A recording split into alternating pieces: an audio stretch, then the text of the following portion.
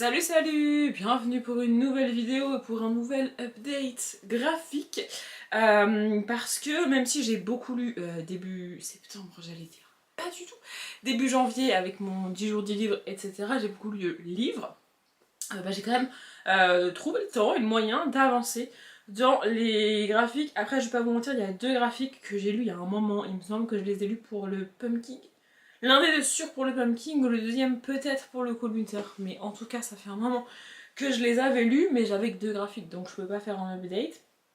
J'ai donc complété tout ça pour vous tourner cette vidéo aujourd'hui et on y va. Les deux premières c'est la même saga évidemment et je vous ai montré l'un des tomes en vlog, donc c'est la saga Dad, le tome 8 Cocon familial que j'ai lu il y a un petit moment et le tome 9 Papa Pop que j'ai lu là tout récemment, je vous l'ai monté en vlog comme je vous disais. En fait, j'aurais pu vous parler du tome 8 au moment où je l'ai lu, mais je l'ai volontairement gardé de côté, en mode je présenterai le tome 8 en même temps que le tome 9, le tome suivant, peut-être le tome 10, etc. pour un petit peu m'obliger à garder dans un coin de ma tête le fait qu'il fallait que j'avance dans la saga, qu'il faut que j'achète les tomes et que je lise la suite, parce qu'en fait, je l'ai dit aussi en vlog, plus j'avance dans la saga et moins je trouve les tomes d'occasion. Et c'est pas des BD très chères, hein. Honnêtement, elles sont à 12,95, je crois que je les ai payées là. Enfin, j'ai payé le tome 9 en tout cas, un truc comme ça. 12 ou 13,95, donc c'est pas ultra cher. Mais j'ai du mal à acheter des livres neufs. Je préfère toujours acheter mes livres d'occasion, ça a toujours été. Au début c'était parce que j'avais pas beaucoup d'argent, très honnêtement. Aujourd'hui je pourrais m'acheter tous les livres que je veux neufs, enfin quasiment. J'ai gardé cette habitude, j'adore l'occasion.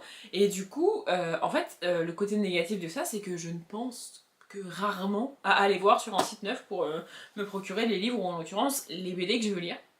Bref, ici on arrive à un moment charnière de la vie de Dad. En gros, dans cette saga, pour ceux qui connaissent pas, on va suivre donc Dad avec ses 4 filles.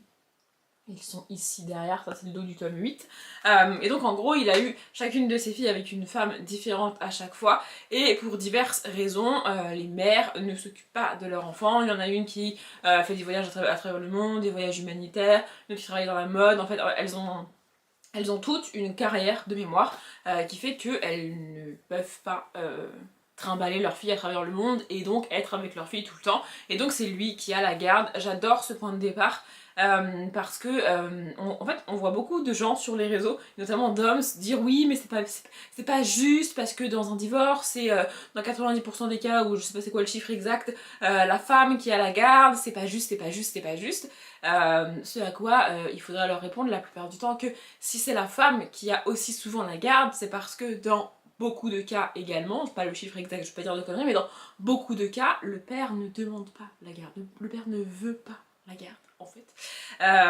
Bref, et donc là on est sur vraiment l'opposé du cliché. On a un homme qui a eu 4 enfants avec 4 femmes différentes et qui a la garde de ses 4 filles, qui plus est, et donc qui se retrouve tout seul à élever ses 4 filles. Évidemment, le parti pris de la saga, c'est que chacune des filles ressemble, et même le portrait craché de sa mère, tu vois.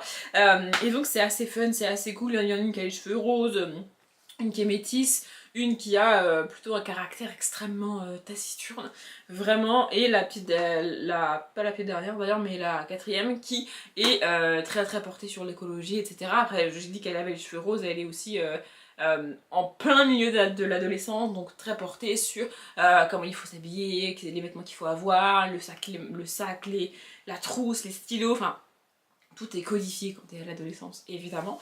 Et donc voilà, on suit cet homme qui élève ses 4 filles, qui se débrouille. Il est lui-même acteur, mais sa carrière n'a jamais vraiment décollé. Il fait plutôt des trucs du style apparition dans une série. Il va être, j'ai perdu le mot, mais figurant, plus que acteur réellement. Voyez, ou alors il va faire des animations dans les supermarchés, ce genre de choses. En gros, il se débrouille parce qu'il faut qu'il élève ses 4 filles. À un moment donné, voilà, il faut gagner sa vie, tu vois. Mais il n'a jamais pu réaliser son rêve, et à l'opposé, on est du coup sur un homme qui a choisi d'élever ses filles et de mettre sa carrière de côté, ce qui est également très rare. Et donc en fait ici, dans le tome 8, on a la plus âgée des filles qui va faire ses études, voilà, elle a grandi, elle quitte le lycée, elle commence les études supérieures, et donc elle va quitter le cocon familial du tome 8 et ça va donner des idées à ses sœurs en fait, ses sœurs qui sont plus petites qu'elle, à chaque fois elles ont je pense 2-3 ans d'écart, donc la grande ici doit avoir peut-être 17 ans, un truc comme ça, ici on doit être sur 14-15 ans, enfin elle doit avoir 14-15 ans, ici 12-13 peut-être, et ici elle est vraiment beaucoup plus petite, elle apprend la propreté pour vous donner un ordre d'idée de là où elle en est dans sa vie, tu vois. Mais donc voilà, ça va donner un petit peu des idées aux autres, pas forcément de s'émanciper comme leur grande sœur, mais de trouver une occasion, un truc pour aller avec leur mère, explorer le monde, quitter le cocon familial. Et donc voilà, c'est ça qui se passe, tu vois le père un petit peu lutter contre ça parce qu'il n'a pas envie de voir partir ses filles, évidemment, tu vois, d'autant que pour certaines elles sont quand même très jeunes, et en même temps il peut pas les empêcher de partir, il ne veut pas les empêcher de partir, parce qu'elles partent pour être avec leur mère, elles voyaient très peu leur mère, c'est aussi bien pour elles qu'elles soient avec leur mère, etc.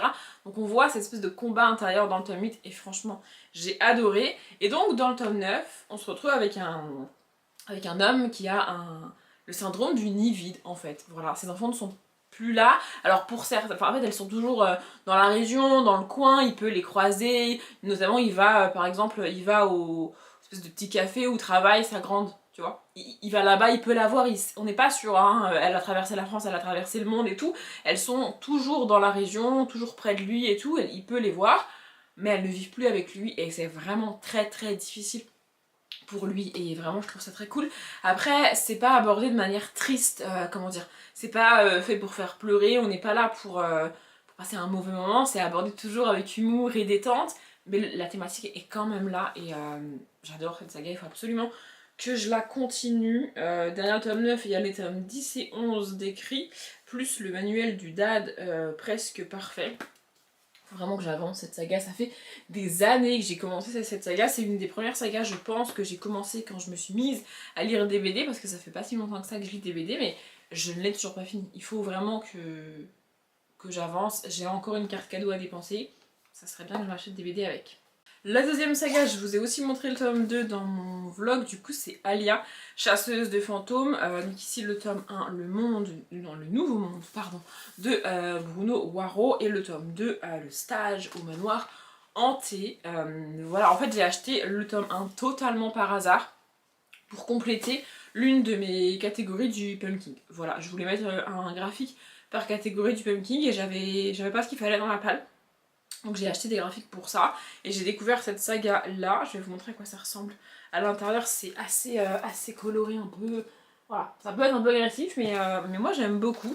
Et donc en gros dans ce tome 1 on va rencontrer Alia qui va en vacances, ou je sais plus trop, mais en gros elle se retrouve dans le manoir familial, un peu l'espèce de maison de son grand-père qu'elle connaît pas vraiment. Son grand-père est malheureusement décédé au moment où elle intègre cette maison. Et dans cette maison, il va se passer des choses. Elle va découvrir qu'elle a accès à un nouveau monde. Donc un monde, une espèce de monde parallèle, où il y a donc à la fois des fantômes, comme le titre l'indique, et donc des chasseurs de fantômes. Alia est chasseuse de fantômes, donc elle va passer dans cet autre monde et découvrir qu'il y a toute une école. Moi je l'assimile ça un petit peu à des sorcières qui chassent des fantômes. C'est pas dit comme ça, mais pour moi c'est ça. Et donc voilà, elle va intégrer une école, rencontrer d'autres jeunes filles qui vont à cette école, etc. Apprendre à chasser les fantômes. Le petit twist, c'est que genre 1 minute dans le monde réel, c'est genre 1 heure ou 10 heures dans le monde parallèle. Ce qui fait qu'elle peut s'absenter pas mal de temps, et en fait c'est pas beaucoup, vous voyez. Et donc voilà, dans ce tome 1, elle va découvrir tout cet univers parallèle, toute cette école, ses autres élèves, ses professeurs. Elle va découvrir qu'elle est importante pour cette école parce qu'elle du coup elle est la petite fille du créateur de cette école, et donc elle est un petit peu accueillie en héroïne, etc. J'aime bien, mais moi j'aime beaucoup les fantômes, et donc je préfère quand les fantômes sont les gentils et qu'on ne les chasse pas. Mais là, vu que c'est de la jeunesse, on n'est pas dans une chasse ouverte, sanglante et violente, tu vois, ça reste assez mignon. Le seul problème que j'ai avec cette saga, c'est que pour moi, toutes les jeunes filles de l'école ont la même tête. C'est juste qu'elles ont une couleur de cheveux différente. Genre vraiment, je vais vous montrer une image. Moi j'arrive pas à les distinguer. Là. Vous voyez, pour moi vraiment c'est la même tête à chaque fois. Donc ça c'est Alia qui a les cheveux verts. Et du coup j'ai beaucoup de mal à les différencier. Elles ont vraiment genre quasiment la même tête, mais des cheveux de couleurs différentes, vous voyez. Mais alors, en fait, elles ont juste les cheveux de couleurs différentes parce que même leurs cheveux sont de la même longueur et tout. Enfin, franchement, je trouve ça hyper cool. Dans le tome 1, ça m'a pas trop dérangé, mais dans le tome 2, ça m'a un peu plus dérangé. En fait, dans le tome 1, on a toute une partie où elle est quand même dans notre monde à nous, elle essaye d'apprendre et tout, et elle est pas mal un petit peu toute seule, même dans le nouveau monde. Elle va être dans le bureau de la professeure, de la principale, etc., qui va lui expliquer. Elle va visiter le bureau de son grand-père. Du coup, elle n'est pas vraiment en classe avec les autres. Alors qu'ici, ici, elle a officiellement intégré l'école, etc. Et donc, elle retourne là-bas, c'est un petit peu la rentrée scolaire et tout, tu vois. Et donc, elle passe vraiment tout son temps avec ses camarades. Et vraiment, les différencier, moi, ça a été compliqué. Donc ici, comme le titre l'indique, nos jeunes filles se rendent dans un manoir hanté. En gros, les professeurs ont préparé des missions pour des petits groupes d'élèves de première année pour qu'ils puissent s'entraîner avec les fantômes, mais c'est des fantômes de catégorie 1, donc hyper gentils, chill et tout.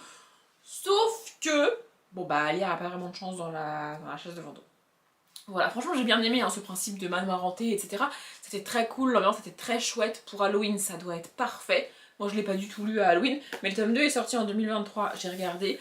Donc je pense qu'on a déjà le tome 3. Si c'est pas écrit. Genre derrière le tome 1 c'est marqué qu'il y a un tome... Ah si, derrière le tome 1, j'allais dire derrière le tome 1 c'est marqué qu'il y a le tome 2 qui suit le tome 1. Mais en fait non, derrière le tome 1 c'est marqué qu'il y a le tome 2 et le tome 3 qui s'appelle Le Jardin de Mélinor.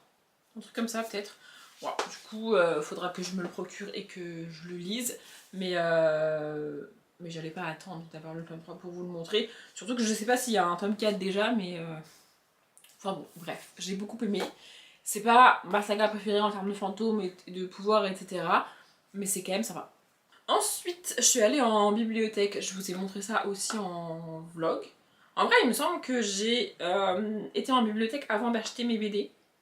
Et je vous ai montré les autres avant parce que les premiers tomes, je les avais lus avant. Bref, on s'en fiche. Donc, j'ai lu La Brigade des Cauchemars, le tome 9, Elisa, de Franck Tilly, Guy Dumont et Drac. Comme d'hab sur cette saga, je suis toujours à la ramasse, je suis toujours à la bourre, je découvre toujours que le tome est sorti 6 mois après qu'il soit sorti, si ce n'est plus. Donc là, je l'ai carrément vu à la bibliothèque alors que j'avais pas l'info qu'il était sorti. En même temps, j'ai lu le tome 8, il me semble. J'ai eu le tome 8, il me semble, à mon anniversaire l'année dernière. Et j'étais déjà à la ramasse, donc en fait j'aurais dû me douter que le tome 9 était sorti. Mais écoutez. Bref, dans cette saga, on suit un groupe d'enfants. Les parents de l'un d'eux sont des scientifiques qui ont créé une technique pour envoyer les enfants dans les cauchemars d'une personne. Donc ils vont physiquement dans son cauchemar qui est dans sa tête. C'est toute une technologie. Pour essayer de trouver d'où vient ce cauchemar, comment l'éviter. On parle de cauchemars récurrents, de choses qui se répètent toutes les nuits, qui t'empêchent de dormir, qui font que tu veux plus dormir et que tu veux plus t'endormir parce que tu fais ce même cauchemar terrifiant toutes les nuits. Voilà, on parle de ça. Donc les enfants vont sur place, entre guillemets, pour essayer de comprendre comment ça se passe. Et au fil de la saga, ce système va se déplacer et en gros les enfants vont finir par aller dans les souvenirs parce que ils se rendent compte que globalement des cauchemars récurrents sont déclenchés par un souvenir assez traumatisant la plupart du temps et donc c'est mieux d'agir directement sur les souvenirs de la personne que sur les cauchemars. Au fil de la saga on a aussi un espèce de groupe de méchants récurrents qui va revenir. En fait au début on avait vraiment genre une histoire par tome, une personne par tome, donc comme ici Elisa, vous voyez, où on traitait son cauchemar, son souvenir, et puis c'est tout. Et comme dans la plupart des sagas, au fil des tomes, il y a une histoire bien plus grande qui se développe en arrière-fond. On continue à traiter une personne par tome, à aider une personne par tome pour la soigner, pour qu'elle s'en sorte, pour que ça se passe mieux, tu vois. Mais en fond, on a des gens qui ont découvert ce que les scientifiques font et qui veulent récupérer leurs travaux et en même temps se venger d'eux. On a un des personnages qu'ils ont aidé, qui ne vit pas bien et qui veut se venger. Et donc les scientifiques essayent de... En fait, ils essayent de moins travailler pour pas se faire choper, mais en même temps, ils veulent quand même aider les gens. Du coup, ils continuent à aider les gens, vous voyez. C'est assez compliqué, mais franchement, j'aime bien. Je trouve ça sympa. Et je vais vous montrer dans la BD, c'est différencié. Donc là, on est dans la réalité, vous voyez. Et quand on est sur fond noir, on est dans un souvenir. Là, c'est qu'on est dans la tête de quelqu'un.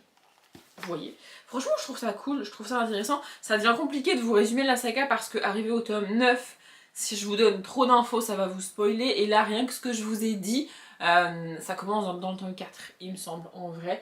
Mais j'aime beaucoup cette saga. J'ai eu un moment au cours du tome 5 et 6 où j'étais en mode c'est pas ouf, ça stagne un petit peu. Et là, je trouve que le tome 8 et 9 sont vraiment mieux, vraiment bien. Moi, j'ai vraiment adoré. À chaque fois, en fait, le fait d'aller dans la tête de quelqu'un, on a son histoire personnelle, ce qu'elle imagine, ses peurs.